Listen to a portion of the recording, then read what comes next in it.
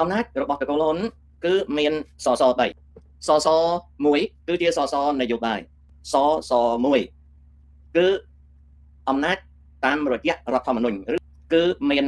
ហ៊ុនម៉ាណែតជានាយករដ្ឋមន្ត្រីហ៊ុនសែនដូច្នេះហ៊ុនសែននិងហ៊ុនម៉ាណែតរួមគ្នាបង្កើតបានសសមួយទៀតក្នុងចំណោមសស3គឺខាងកងទ័ពសន្តិសុខជាតិនិងស៊ើបការសម្ងាត់សសនេះហ៊ុនសែនពឹងផ្អែកទៅលើការត្រួតត្រាសន្តិសុខ security affairs military affairs ខាងកងទ័ពនិង intelligence ដែលសសមួយនេះវានៅក្នុងកណ្ដាប់ដៃរបស់ហ៊ុនម៉ាណែតសសមួយទៀតសសទី3គឺជាសសសេដ្ឋកិច្ចនិងប្រព័ន្ធផ្សព្វផ្សាយ economics ហើយនិង media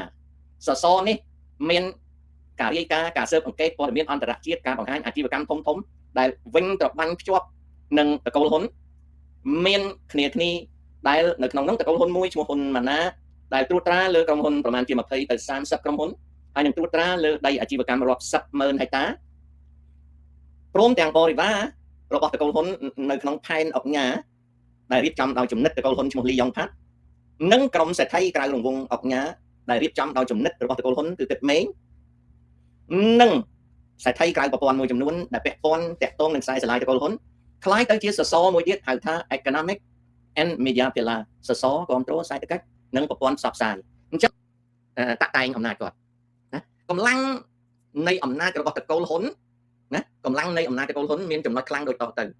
គឺតកូលហ៊ុនបានតាក់តែងអ្នកស្នងអំណាច3ថ្នាក់ម៉ាណែតម៉ាណិតម៉ានីចំណុចខ្លាំងទី1គឺបច្ចុប្បន្នមនុស្ស2នាក់នៃតកូលហ៊ុនដឹកនាំប្រទេសគឺណែតនិងសែនហ៊ុនសែនចំណុចខ្លាំងទី2របស់លោកហ៊ុនសែនគឺគាត់control ស្ដេច control អង្គនីតិបញ្ញត្តិហើយនឹង control គណៈបកបានគាត់ជាប្រធានគណៈបកគាត់ជាប្រធានព្រឹទ្ធសភាហើយគាត់ត្រួតលើរដ្ឋសភាហើយគាត់មានតួនាទីជាប្រធានក្រុមប្រឹក្សាព្រះមហាក្សត្រដែលជាចៅហ្វាយរបស់ព្រះមហាក្សត្រតែម្ដងចំណុចខ្លាំងទី3គាត់មានកូនគាត់ឧត្តមសេនីយ៍ហ៊ុនម៉ាណិតកាន់កងទ័ពនិងចារកម្ម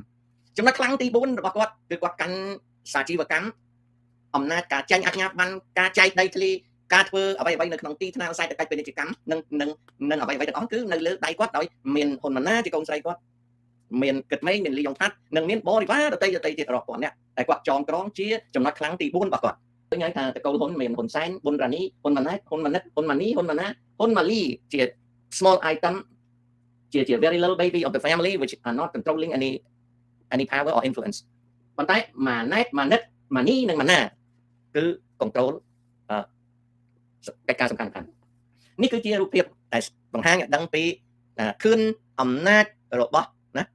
ខឿនអំណាចរបស់តកូលហ៊ុនអូខេហើយខ្ញុំប្រាប់ពីចំណុចខ្លាំងរបស់តកូលហ៊ុន